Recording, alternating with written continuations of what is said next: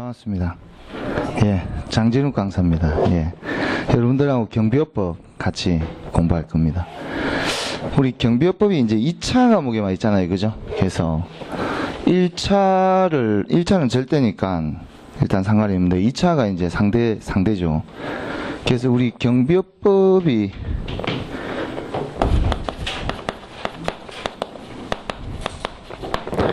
주로 이제 선택은 주로 우리가 경화학을 많이 하고요. 그죠? 그 다음에 기계경비 쪽은 기계경비 개론이에요. 그죠? 요게 이제 일반 경비 지도사고요. 그죠?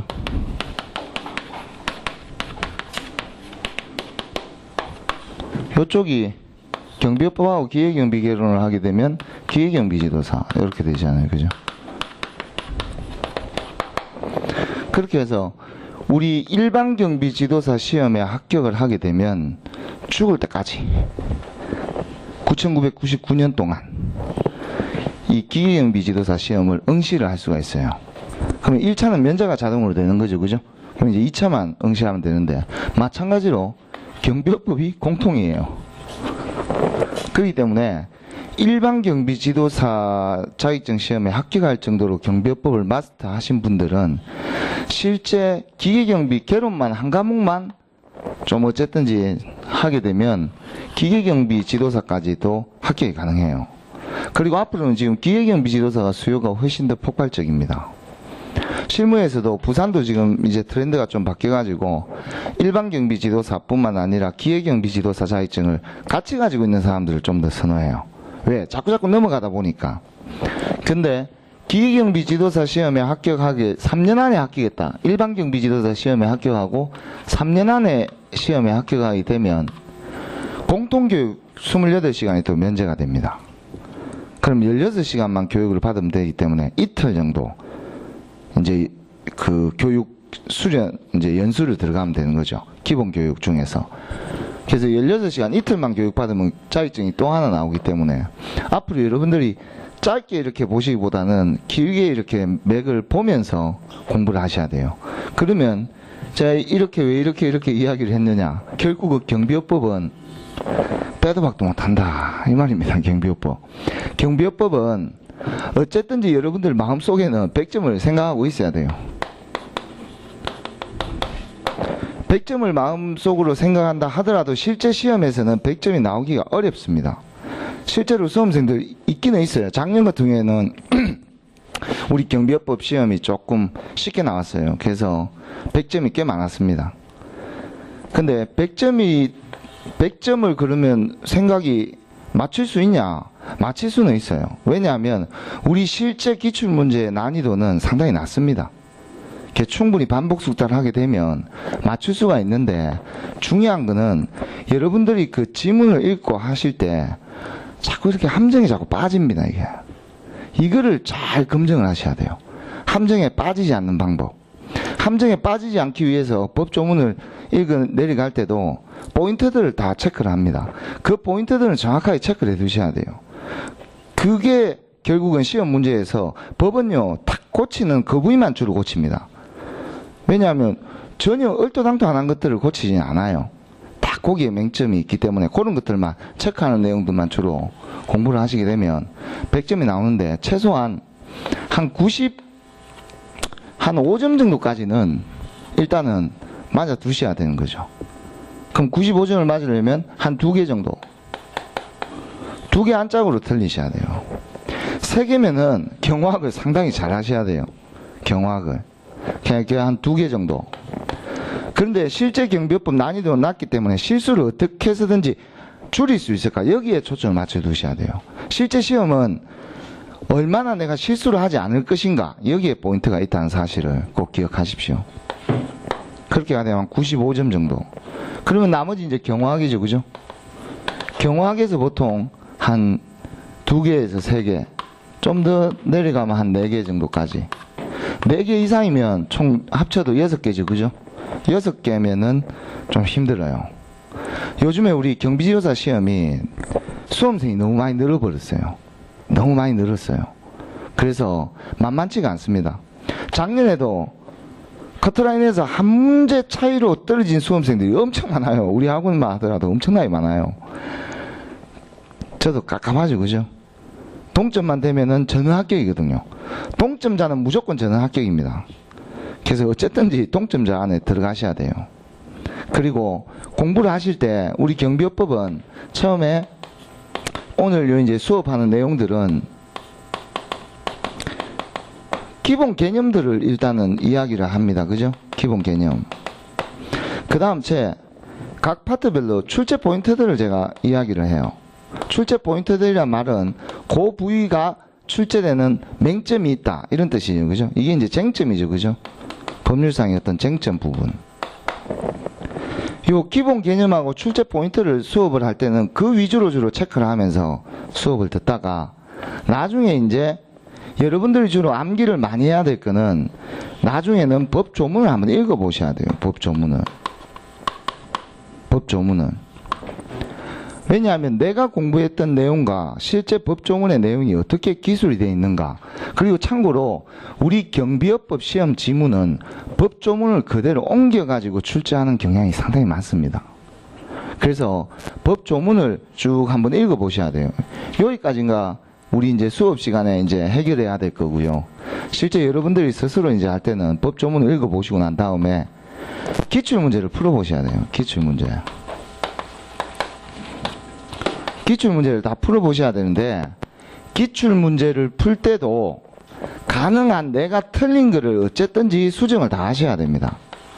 틀린 것들은 전부 다 수정을 하셔야 돼요. 이게 이제 오답 노트잖아요. 그죠? 오답 노트. 왜냐하면 틀리는 문제를 줄이는 게 실수를 줄이는 게 우리 시험의 목적이지, 하나 더 맞추는 게 중요한 게 아니에요. 우리 경비업법은. 왜? 경비업법은 쉽게 나올 거기 때문에 어렵게 안 나옵니다. 그럼 어떻게 해서 내가 실수를 줄일 것인가? 이 오답 노트를 정리 한번 하고 난 다음에 집중적으로 암기하셔야 돼요. 암기가 힘든 부분들은 어쨌든지 문장 형태로 숙지를 계속 해야 됩니다. 반복으로 자꾸 읽어보셔야 돼요. 근데 이 암기할 때 기출문제의 어떤 오답도 정리가 되어 있고 법조문도 한번 읽어본 상태고 출제 포인트도 정확하게 내가 알고 있기 때문에 암기가 가능해요. 그때 가면. 실제로 경비업법은 통으로 암기하는 수험생이 꽤 많습니다. 그게 그만큼 그 친구들은 그러면 토시 하나 안 틀리고 정확하게 외우냐? 그렇지 않아요. 핵심 포인트, 출제 포인트, 쟁점만 정확하게 알고 있다는 뜻이에요. 그렇게 되면 뒤쪽에 암기를 좀 어느 정도 하게 되면 충분히 뭐 좋은 성적이 나올 거라고 봅니다. 근데 하여튼 우리 시험은 누가 실수를 하지 않느냐?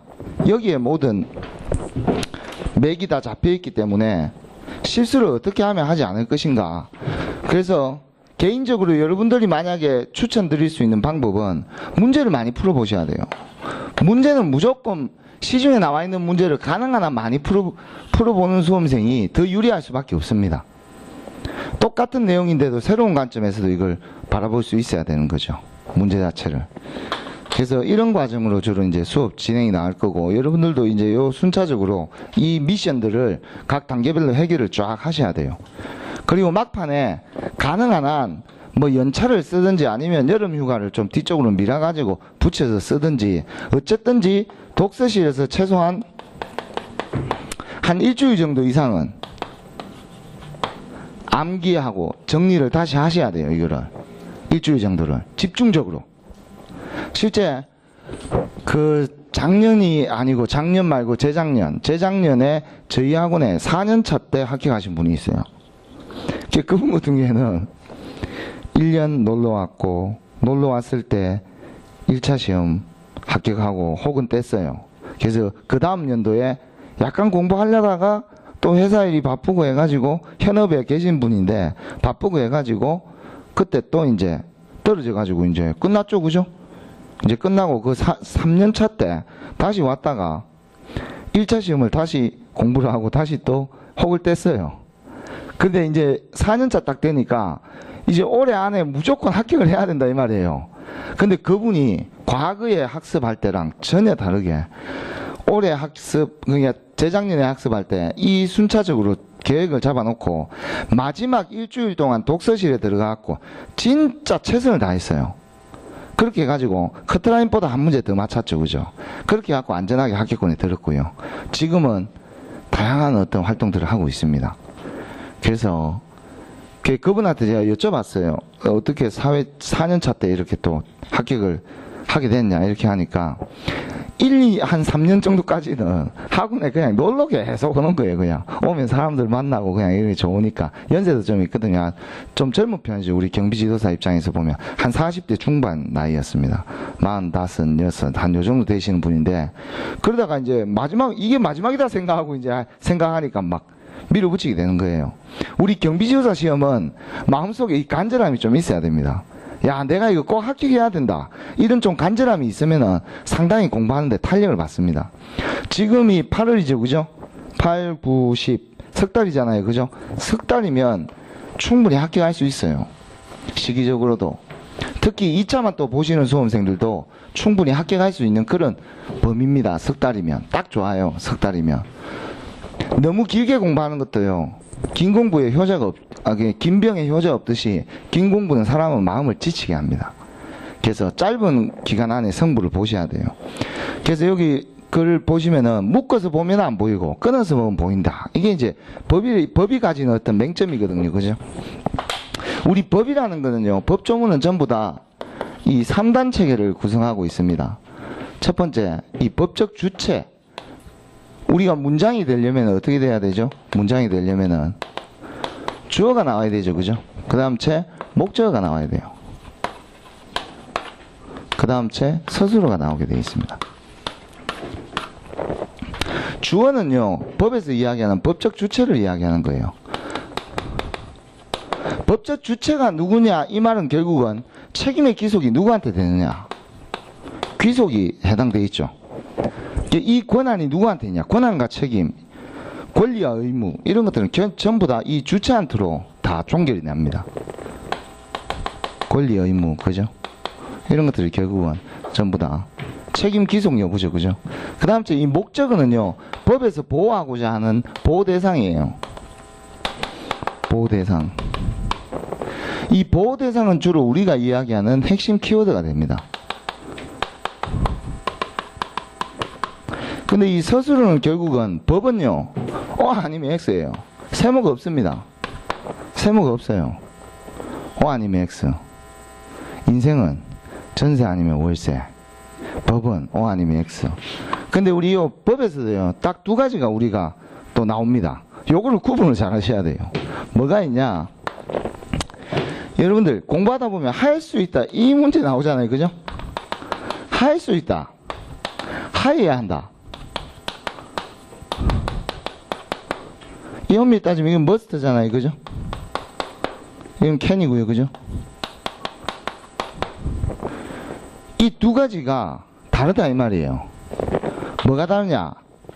할 수 있는 거는 할 수도 있고 안 할 수도 있고 이러잖아요. 그죠? 그럼 법에 나와 있는 규정들은 전부 다 이거를 예시주의라고 합니다. 예시주의.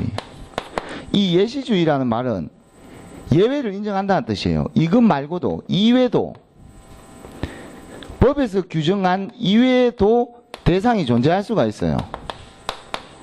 대상이 존재해요. 예시주의에서는. 근데 하여야 한다는 거는 제한적 열거주의거든요. 이 제한적 열거주의다 이 말이에요.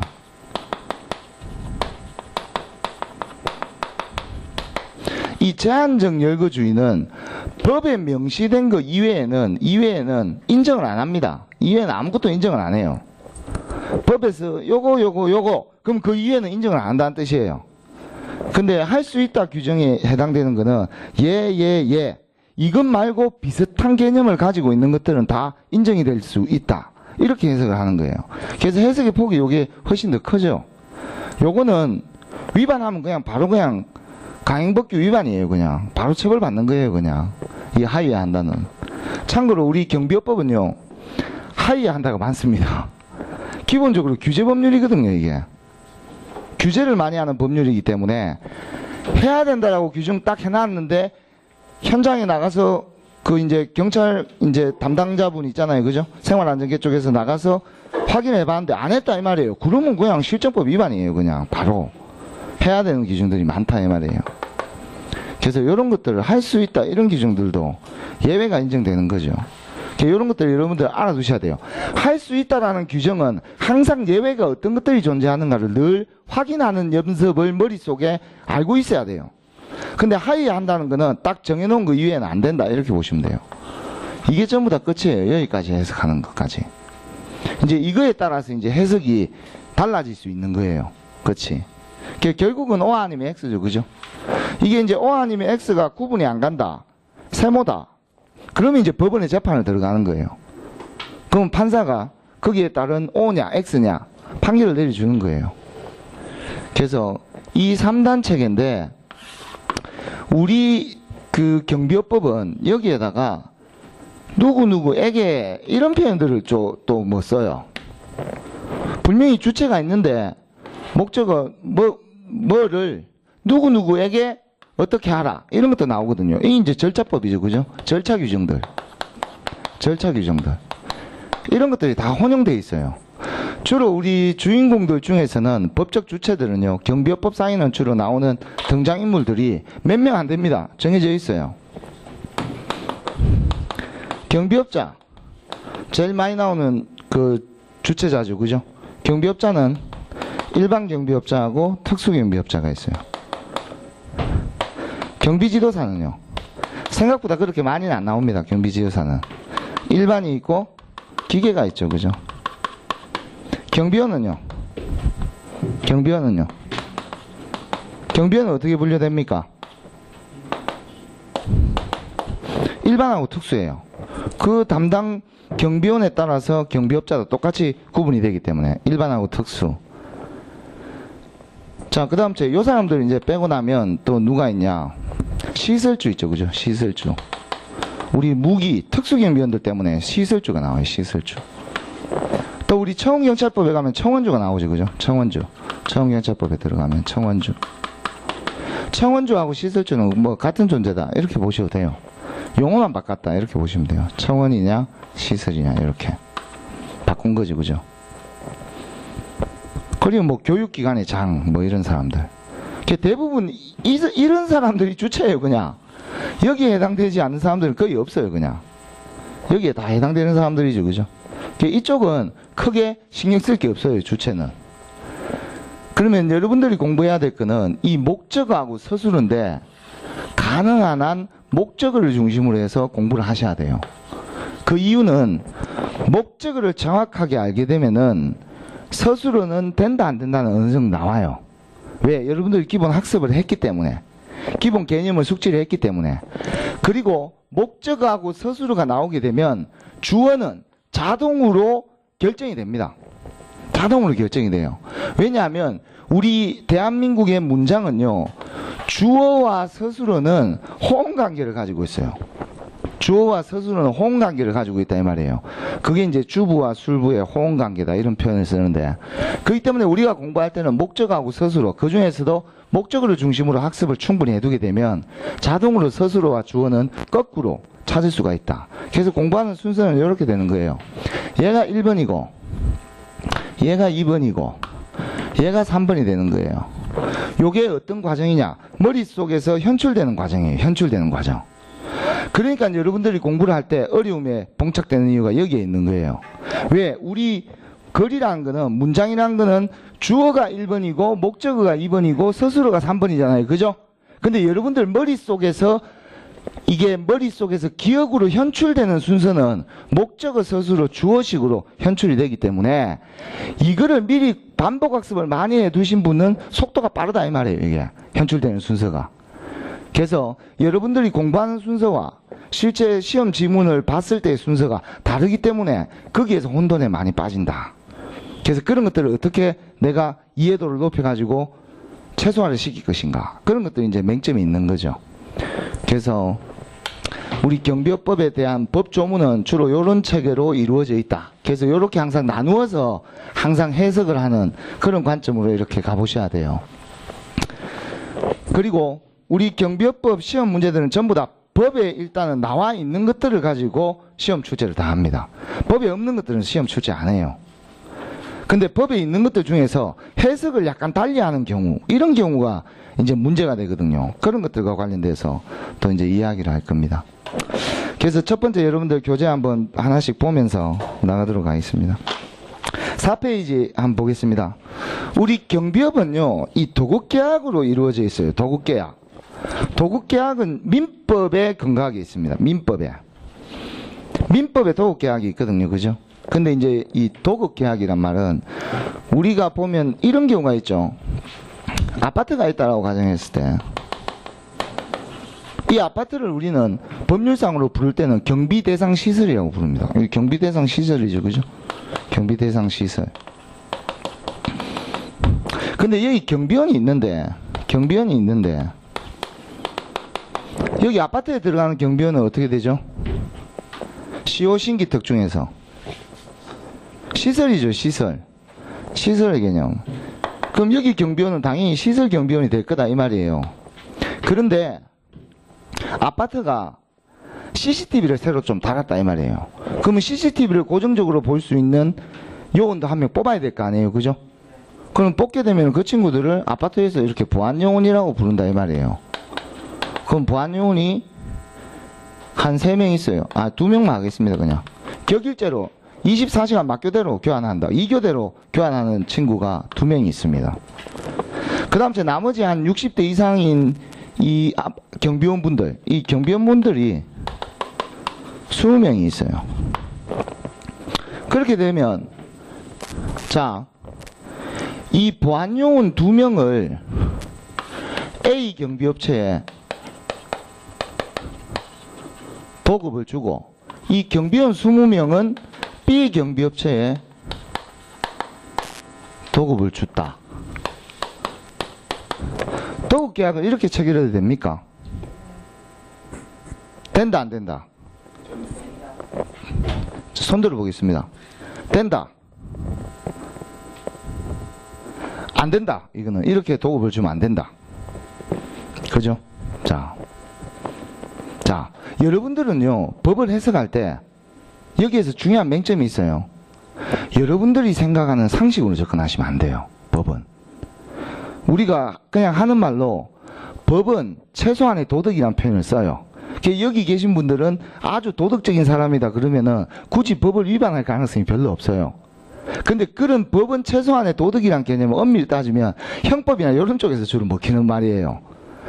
여러분들 여기 계신 분들 중에 대다수가 법 없이도 살 사람이다. 이 말은 주로 형법과 관련된 표현들이에요. 죄를 짓지 않고 산다. 이런 거죠. 그죠? 일반인들은 그죠? 그런데 우리 경비업법은 이 특별법이기 때문에 여러분들이 생각하는 상식이 통하지 않는 법이다 이 말이에요. 따로 정해놨다 이런 뜻이에요.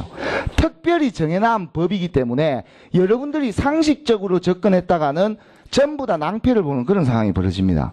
그렇기 때문에 이 경우는요 합법입니다. 이거는 가능해요. 자, 예를 들어 볼까요? 우리 법조문에 이렇게 되어 있어요. 경비업무는 전부 또는 일부를 도급을 주게 되어 있어요. 그러면 이 두 가지를 떼서 도급을 줘도 무관합니다. 이걸 전부 다 묶어서 한꺼번에 도급을 줘도 합법이고요. 얘 두 개를 떼가지고 도급을 줘도 합법이에요.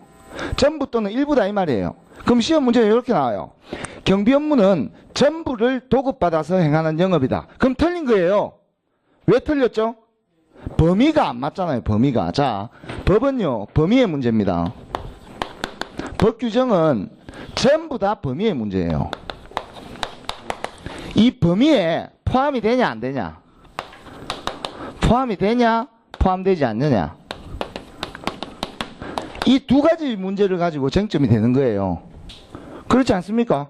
법이란 게 포함이 되냐 안 되냐, 항상 이렇게 접근을 하셔야 돼요. 여러분들은 경비업법을 공부를 다 하시고 문제를 딱 보게 되면 여러분들은 그때부터 이제 판사가 되는 거죠. 근데 반드시 여러분들은 여러분들의 생각을 가지고 이야기하면 안 돼요. 법은 반드시 법적 근거를 가지고 이야기를 하셔야 돼요. 법적 근거가 그냥 우리 경비업법에 경비업법은 전부 또는 일부를 도급할 수 있다라고 되어 있잖아요. 그죠? 그런데 전부만 줬다 또는 일부만 도급을 준다. 그래도 틀린 거예요. 왜? 전부 또는 일부가 범위에 다 포함이 되기 때문에. 그죠? 그러면 이 문장도요 다시 한번 나눠보면 이렇게 되는 거예요. 이게 전체 다가 전부가 되죠. 요것도 일부가 돼요. 그럼 둘 다 가능하다는 뜻이잖아요. 그죠? 그런데 전부만 된다. 그럼 틀린 거죠. 왜? 일부도 가능하기 때문에 문제가 발생이 되는 거예요. 일부만 가능하다고 하게 되면 전부도 가능하기 때문에 또 범위에서 문제가 생기고. 그래서 전부 또는 일부를 도급을 줘야 합법이 되는 거예요. 양쪽 다 가능하다. 그래서 해석을 그렇게 하셔야 되고 포인트들을 자꾸 잡으셔야 돼요. 지금 제가 체크한 저 부분도 시험 문제에 아주 잘 나오는 문구입니다. 그럼 여러분들이 그냥 이렇게 눈을 쓱 그냥 훑어봐버리면요. 다 맞는 말이에요. 시험 치다 보면 다 맞는 말인데 틀린 게 없는데 이런 문제가 발생되는 거예요. 지금 그러면 지금 전부 또는 일부를 얘가 목적어가 되는 거죠. 얼른 앞에 있으면 전부 다 목적어 아닙니까? 그렇기 때문에 제가 핵심 키워드나 뜻이에요. 나머지는 뒤에 도급받아서 한다. 이거는 도급이라는 용어만 이제 알면 되는 거고 개념만 알면 되는 거고. 그래서 여러분들은 머릿속에 목적어에 초점을 많이 두셔야 돼요. 전부 또는 일부다. 이렇게 범위의 문제다. 포함이 되냐 안 되냐 이거 싸움이에요. 법은 예를 들어서 이렇게 때리는데 빗 맞았다. 또 뭐 이래 들어가지고 때렸다. 이 다르잖아요. 들어가고 때리면 특수폭행 아닙니까? 그죠? 이 차이를 둔다 이 말이에요. 법도 마찬가지예요. 전부 다 이렇게 범위가 포함이 되냐 안 되냐 이 문제예요. 그래서 지금 요 경우를 이야기를 했고요. 만약에 여러분들 그 아파트들 제가 가능한 아파트를 예시를 많이 듭니다. 왜냐하면 대다수 여러분들 아파트는 경험을 다들 해보셨으니까 아파트를 예를 드는 게 이해가 제일 빠르기 때문에 아파트를 이야기할 겁니다. 그게 이제 도급계약에 대해서 한번 이야기를 해보겠습니다. 도급계약. 우리 도급계약은요 도급인이 있어요. 도급인. 요거는 도급을 주는 사람이에요. 도급을 주는 사람. 도급을 주는 사람. 주는 사람입니다. 엄밀히 따지면 이쪽이 갑이 된다, 을이 된다. 갑이 되는 거죠. 그죠? 갑을 계약해서, 그죠? 여러분들 경비업체는 항상 을입니다. 경비업체는 항상 을이에요. 이쪽이 도급인이 갑이 되는 거죠. 그죠? 그 다음 이쪽에는 수급인이 있어요. 자, 우리 가만히 생각해 보세요. 누가 줘요? 그럼 상대방은 누가 됩니까? 받아야 되죠. 그죠? 한쪽에서 줬으면 한쪽에서 받아야 될 거 아니에요. 그죠? 그 수급인이에요. 수급인. 이 받을 숫자. 도급을 받았다. 도급을 받은 사람. 도급을 받는 사람 또는 받는 사람. 그죠? 도급을 받은 사람. 그죠? 이 도급인과 수급인이 계약을 하는데 이 계약의 내용이 뭐냐? 도급인은 보수를 지급하게 돼 있어요. 근데 그냥 돈을 주면은 다 부자 되죠. 그죠? 그냥 돈을 주면 그죠? 뭐를? 일의 완성이에요. 그러면 도급을 받은 사람은 일을 완성해야 될 책임이 있는 거예요. 그죠? 그러면 일을 완성을 수급인이 했다 그러면은 도급인은 수급인한테 보수를 지급해야 될 의무가 있는 거예요. 자, 그럼 역으로 한번 따져볼게요. 도급인은 수급인에게 일을 완성을 하라라는 청구를 할 수 있다 없다? 있죠. 그럼 청구권이 있는 거예요. 그죠? 아니 당신 일을 완성해라. 계약했으니까 일을 완성해라. 그럼 일을 완성을 안 해요.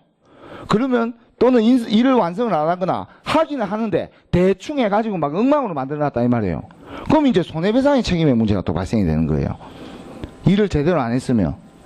도둑놈 못 들어오고 여기를 보호해줘야 되는데 도둑놈이 들어와가지고 그게 결정적으로 어떤 업체, 기계경비업체에서 하자가 있었다. 그럼 거기에 손해배상을 해줘야 될 문제가 발생이 되잖아요. 그죠? 그래서 여러분들이 법을 볼 때는 한 단면만 봐서 이해하려고 하지 마시고 전체적인 흐름을 쭉 연결지어갖고 자꾸 보는 모습을 가지고 있어야 어느 문제에 해당되더라도 흐름을 끊기지 않는다 이런 뜻이에요. 그러면 도급인은 일을 완성하라라는 청구를 할 수가 있고 보수를 지급해야 될 의무가 있네요. 그럼 권리와 의무가 다 규정이 돼 있네요. 그죠? 권리와 의무가 다 있잖아요. 그죠? 도급인은. 그러면 수급인도 한번 볼게요. 수급인도 우리가 일을 완성을 다 했으니까 돈 내놔라. 보수 지급 청구권이 있죠. 그리고 일을 완성해야 될 의무가 있잖아요. 수급인은. 그죠? 그렇기 때문에 양쪽 다 권리와 의무가 존재하는 계약이네요. 도급계약은. 양쪽 다. 맞습니까? 권리와 의무가 양쪽 다 존재하네요. 그래서 우리 이걸 쌍무계약이라 해요. 쌍무계약. 그리고 이 보수, 돈이 이렇게 금전이나 물건이 왔다 갔다 하잖아요. 그죠? 그래서 우리는 유상계약이라고 합니다. 유상계약. 도급계약의 성질이 그래요. 유상계약. 근데 여기에서 결정적인 문제가 있어요. 어떤 문제가 있냐? 우리 도급계약의 본질에서는요, 이 도급인이 수급인에게 지휘 감독을 할 수 있다, 없다? 지휘 감독 할 수 있다, 없다? 예? 자, 이것도 가볼까요? 도급인은 수급인에게 지휘 감독을 할 수 있다, 없다? 할 수 있다, 오. 할 수 없다. 자, 할 수 있다. 그죠? 자, 할 수 없다. 자, 이제 여러분들이 여기서 지휘 감독의 정도가 어느 정도인지를 모르죠. 그죠? 그죠? 조금 애매한 부분이 있었어요. 제가 금방 질문했는데도. 이게 이제 지휘 감독이라는 뜻은 이 수급인의 인사권하고 이 재무권, 예산 집행권이죠. 그죠? 인사권하고 재무권. 이 두 가지를 합쳐서 우리는 이걸 경영권이라고 합니다. 이 경영권을 지휘하고 감독할 수 있냐 이 말이에요. 자, 예를 들어서 이 사람을 해고를 하시오. 이렇게 요청을 할 수 있느냐? 요청을 할 수 있어도 결정은 그렇죠. 자, 우리 도급계약은요, 다른 계약하고 다르게 실질적인 경영권을 침해할 수가 없습니다. 그죠? 이렇게 정리를 해 주십시오. 이 표현이 조금 어렵기 때문에 제가 다시 좀 더 질문을 던지면, 본질적인 경영권은 할 수가 없어요. 근데 단지 도급인이 저 사람 너무 나태하고 경비원이 문제가 많고 진짜 좀 불편하다, 이렇게 이야기 정도는 할 수 있겠죠. 뭐 이야기야 뭐 공짜인데 뭐 하는 거야 뭐 상관없죠. 근데 전적으로 의사결정은 누구한테 있다? 수급인한테 의사결정권이 있어요. 이거를 침해할 수가 없어요. 이거를 침해하게 되면 불법 도급계약이 됩니다. 불법이에요. 그는 여러분들 TV에 보면 불법 도급, 불법 파견 이런 문제 나오죠. 그죠? 금방 이야기했듯이 도급인은 수급인의 의사결정권을 침해할 수가 없어요. 그 의사결정권은 인사권과 재무권. 인사권은 뭐죠? 배치시키고 사람을 고용하고 뽑고 채용하고 이동시키고 하는 문제죠. 그죠? 그거를 만약에 입주자 대표회의, 아파트니까 입주자 대표회의가 갑이 되겠죠. 그죠? 법적 주체니까. 그죠? 거기에서 저 사람을 우리 단지에서 빼서 다른 단지로 보내라, 이런 이야기를 하게 됐을 경우에는 도급계약으로 안 봐요. 그걸 관리계약으로 봅니다. 관리계약으로 보게 되면요, 우리 경비업은 도급계약을 체결하게 되어 있잖아요. 그죠? 큰일 납니다. 원래는 본질적으로는 경비업법 위반이에요. 이거 나중에 뒤쪽에 가면 이제 부당한 도급을 받으면 안 된다, 거부 의무가 있고요. 그걸 만약에 막 강요했을 경우에는 또 3년 이하의 징역과 3천만 원 이하의 벌금에 처해질 수도 있고, 이런 엄청난 문제가 연루가 되는 거예요. 그런데 이런 것들을 실무에서는 안다 모른다. 몰라요. 아파트에 계신 동대표분들이 우리 경비업법을 뭐 공부만 하고 있는 건 아니잖아요. 그죠? 이해가 잘 없어요.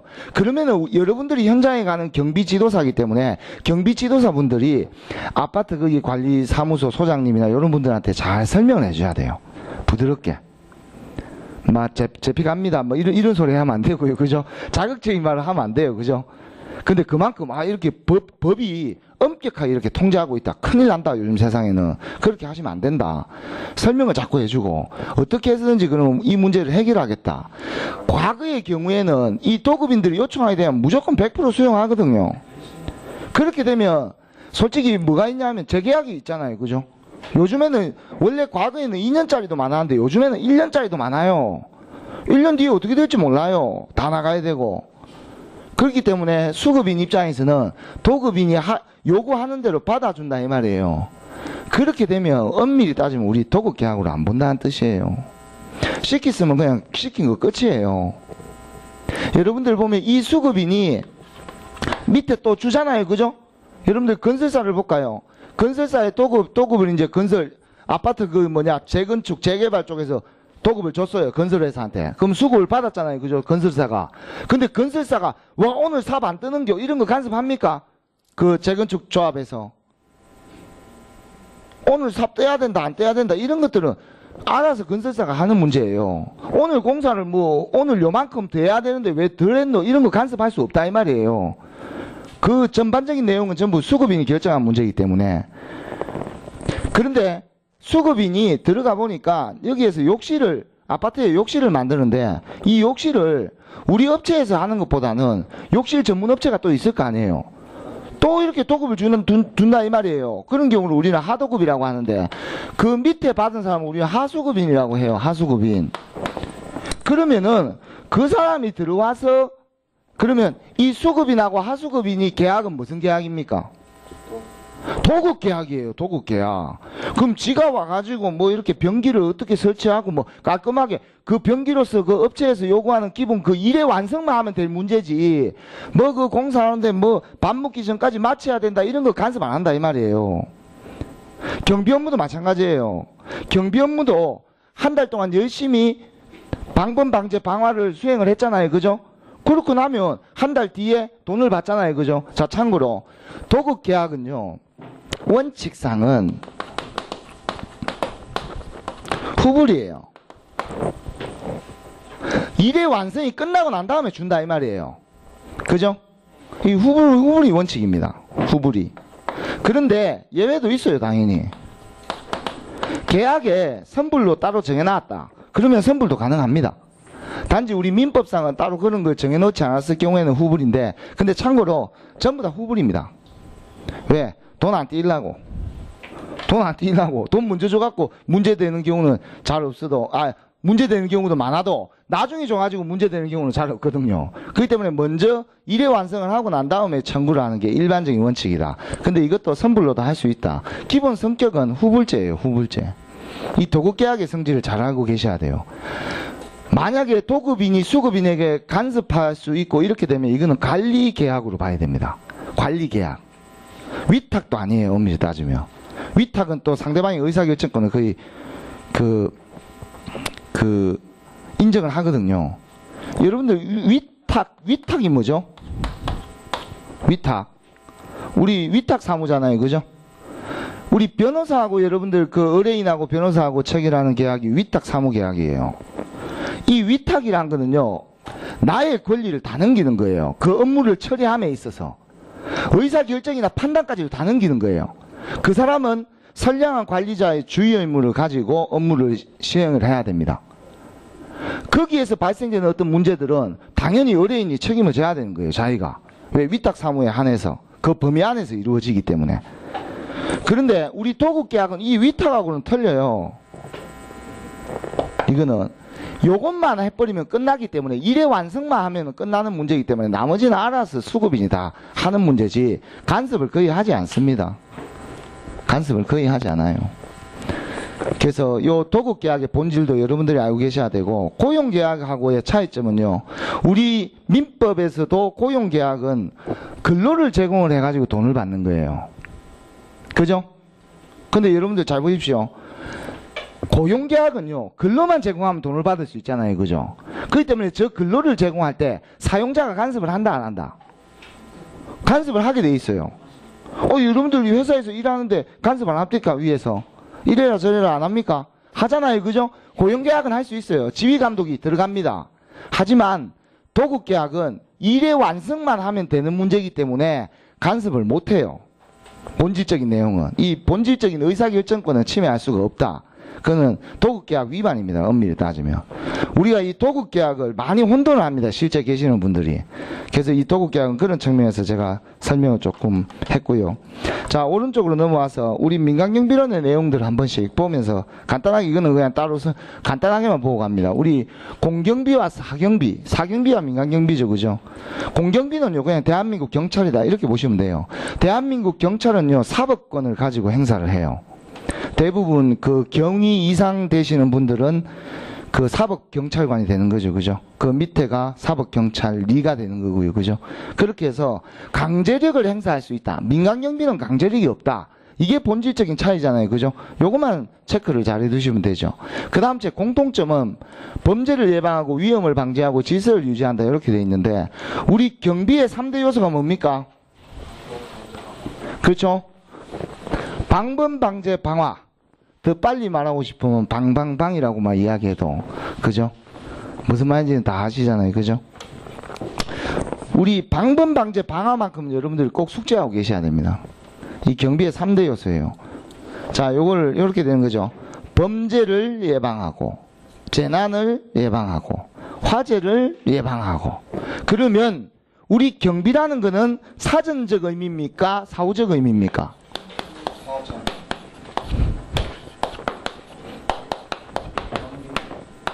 예? 사전적 개념이죠. 그죠? 자, 여러분들 뒷장으로 7페이지로 바로 넘어갑니다. 첫 시간에 경비업법의 목적까지는 해야 되니까. 자, 우리 경비라는 말은요, 경비라는 말은 살피고, 대비한다. 이런 뜻이에요. 살피고 대비한다. 살피고 대비한다. 이거는 금방 여러분들이 뭐라고 했냐 하면, 살피고 대비하는 거는 사전적입니까? 사후적입니까? 사전적이죠. 그죠? 사전적 예방활동이라고 이야기를 하는 거예요.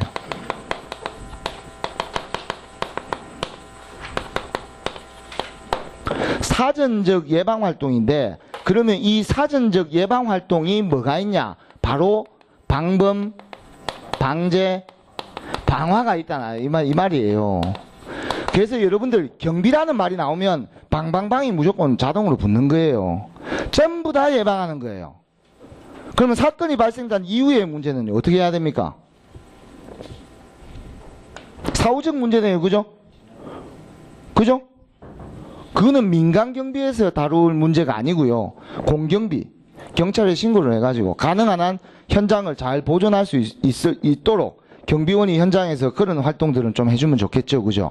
그러면은 경찰관이 이제 출동을 해가지고 그 문제를 이제 진압을 하고, 또 뭔가 문제가 있거나 하면 범죄 어떤 내용이 단서가 있거나 하면 수사도 하게 되고, 그렇기 때문에 이 사전적 예방 활동이에요. 이 업이라는 거는요, 어떤 개념일까요?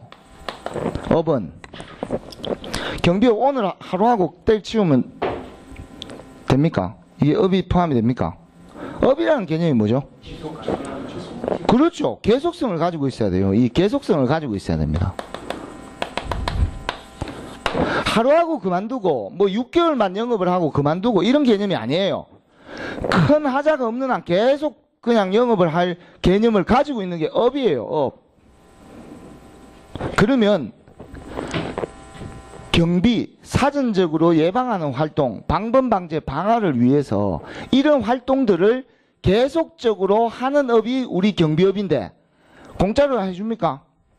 공짜로 해주면 망하잖아요. 그죠? 돈을 받고 해준다 이 말이에요. 그렇기 때문에 경비업인데 돈을 받는데, 그럼 왜 경비업법을 굳이 뭐 만들어 놨습니까? 민법이나 저런 걸로 만들어 놔도 되는데. 우리 경비업은요, 공공성을 가지고 있다, 안 가지고 있다? 공공성 가지고 있죠?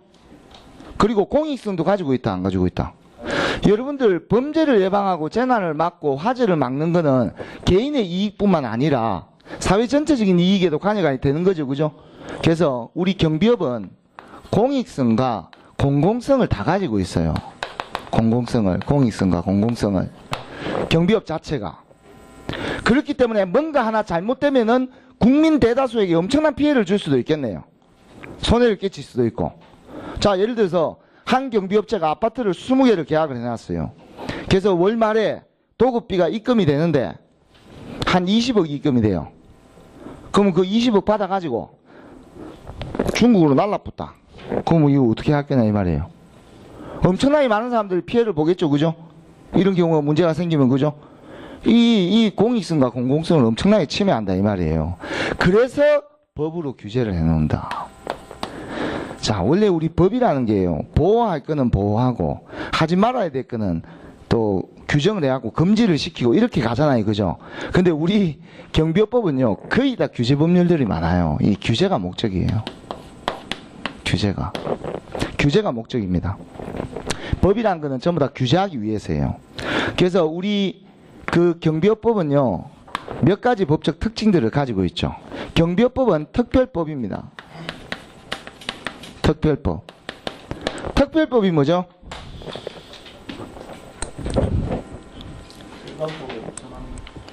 그죠? 우선합니다. 그죠? 우선한다. 그죠? 근데 특별법이 어떤 법일 경우에 특별법이라고 이야기할까요? 자, 보험업법이 있습니까? 보험업법 들어봤습니까? 보험업. 있죠, 그죠? 보험업법 있잖아요, 그죠? 보험업법이 있습니다. 보험업도 공익성과 공공성이 있습니까, 없습니까? 차 끌고 다니다가 막 사람 그냥 막 치 아프고 가쁘면 됩니까? 그거 보상해줘야 되죠, 그죠? 보상 다 해줘야 될 거 아니에요, 그죠? 공공성과 공익성이 있네요. 사회적으로도 보험제도라는 것은 상당히 사회 전체 이익에 도움이 되겠네요, 그죠? 그럼 공익성이 있는 거예요. 그럼 보험업법은요, 마찬가지로 여러분들이 금방 뭐라고 했냐면 일반법에 특별법이라고 이야기했죠. 특별법은 일반법보다 특별히 우선이 된다, 그죠? 그럼 일반법이 어디가 되냐 이 말이에요. 일반적으로 우리는 민법이 일반법이 됩니다. 우리 경비업법은 민법의 특별법이 됩니다. 민법의 특별법이 되고, 또는 보험업법은 민법의 특별법이 됩니다. 그럼 보험업법하고 경비업법이 충돌을 하는 경우는 이 경비와 관련된 업종은 보험업법에 비해서 경비업법이 또 특별법이기 때문에 먼저 적용이 되고, 보험과 관련된 제도와 관련돼서는 보험업법이 또 먼저 적용이 되고. 자, 이 특별법이라는 뜻은 특정인에게 특정한 행위를 규율한 법이에요. 특정인에게 특정한 행위를 규율한 법이 특별법이 되는 겁니다. 그래서 이 특별법은 일반법에다 우선에 적용이 돼요. 여기 특정인은 우리 이제 경비업자들이 되겠죠, 그죠? 경비업자들. 또는 우리 경비업법에 나오는 경비지도사. 그죠? 그것도 특정인 아닙니까? 그 경비지도사는 어떤 업무를 해라 말아라 막 규율을 해놨죠, 그죠? 그럼 특정인에게, 경비지도사에게 특정한 행위, 뭐를 해라 하지 말아야 된다, 이런 것들을 규율한 법이기 때문에 특별법이에요. 특정인에게 특정한 행위를 규율해놨다. 우리는 특별법의 지위를 가지고 있어요. 경비업법은. 그리고 경비업법은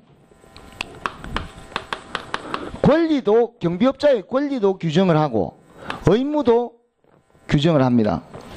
권리와 의무를 양쪽 다 규정을 해요. 권리와 의무를 양쪽 다 규정한 법을 우리는 뭐라고 부르죠? 뭐라고 부르죠? 권리와 의무를 규정한 법률을. 권리와 의무를 규정한 법률을 우리는 실체법이라고 부릅니다. 우리 경비업법은 실체법적인 성격도 가지고 있어요. 자, 권리와 의무를 규정한 가장 대표적인 법이 뭐가 있냐? 민법이 있고요, 형법이 있습니다. 가장 대표적인 법이죠. 그 다음 우리 경비업법에는요, 각종 절차 규정들을 많이 해놨어요. 절차 규정들. 그 이제 절차법적인 어떤 지위도 가지게 되는 거죠. 절차법적인 지위를 가지는 법이 가장 대표적인 게 민사소송법, 형사소송법, 이런 것들이 전부 다 절차법이 됩니다. 이것도 성격을 가지고 있어요. 이 경비업법 안에 다 이런 것들 속성을 다 가지고 있어요. 그 다음 우리 경비업법은 공법의 성격도 가지고 있습니다. 공법이 뭐죠? 공법의 성격이 뭐죠? 공법의 성격. 공법의 성격이 들어가 있다. 국가 공권력의 작용이 있다는 뜻이에요. 국가 공권력이 작용을 합니다. 위반하거나 하면 와가지고 적절하게 통제도 하고요. 우리 또 그 경찰서 생활안전계에서 나와가지고 적절하게 지도 감독도 한다 이 말이에요. 국가 공권력의 작용 아닙니까, 그죠? 공법적인 성격도 가지고 있고, 또 사법적인 성격도 가지고 있어요. 민간 대 민간, 그죠? 민 대 민이죠, 그죠? 민간 대 민간 간에, 개인 간의 계약인데 이런 계약은 하지 마라, 이런 계약은 불공정 계약은 하지 마라, 이런 식으로 막 정해놨다 이 말이에요. 이 사법적인 성격도 가지고 있습니다. 그래서 이런 모든 성격을 다 가지고 있기 때문에 우리는 경비업법을 뭐라고 부른다? 자법이라고 부릅니다. 우리는 이 자법이에요. 우리 원래 법이라는 거는요, 그 사법고시 공부하는 육법이 기본이에요. 행정법도 여러분들 다 합쳐놓은 게 행정법이지, 원래는 우리가 부르는 용어가 행정법이지, 독립된 법이 아니에요. 행정작용법이나 행정절차법이나 행정소송법이나 이런 법들을 다 묶어서 그냥 행정법 이렇게 이름을 붙여놓은 거예요. 우리 기본 육법을 제외하고 나서는 전부 다 자법들이에요. 그래서 여러분들이 먼저 법학개론을 공부하는 이유가 법학개론의 개념들을 전반적으로 이렇게 쭉 이렇게 용어들을 알고 있어야 이 경비업법의 실체에 대해서 정확하게 이해를 할 수가 있어요. 경비업법은 전부 다 하지 마라가 많습니다. 하라는 소리는 별로 안 해요. 전부 다 하지 마라. 이유가 이 규제하는 목적이죠. 그죠? 특별법. 일반적으로 특별법들이라고 불리우는 것들이 보면 대부분 뭐뭐 해라 하지 마라 이런 것들만 거의 규정이 다 돼 있어요. 그래서 이번 시간에는 경비업법의 기본 개념 정도만 이야기를 하고 다음 시간에 이어서 이제 수업을 진도를 나가도록 하겠습니다. 10분간 쉬도록 하겠습니다.